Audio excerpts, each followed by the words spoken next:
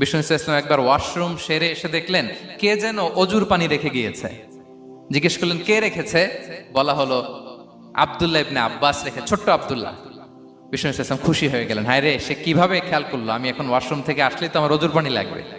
খুশি হয়ে একটা দোয়া করলেন তার জন্য। তিনি বললেন আল্লাহুম্মা ফাক্কিহহু ফিদ্দীন ওয়া আল্লিমহু তা'বীল, মানে হে আল্লাহ, আপনি তাকে দ্বীনের জ্ঞান দেন এবং কোরআনের ব্যাখ্যা তারে শিক্ষা দেন।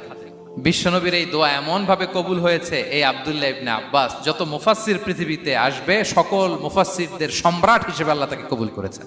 বিশ্বনবীর দোয়া তারা পেয়েছেন। উম্মে সুলাইম রাদিয়াল্লাহু তাআলা আনহা আনাস রাদিয়াল্লাহু তাআলা আনহুকে নিয়ে আসলেন, বললেন নবী হে, আপনি এসেছেন, আমরা যে এত খুশি মদিনাবাসী, সবাই দেখে আপনার হাতে কিছু না কিছু হাদিয়া দেয়, আমি কি দিব?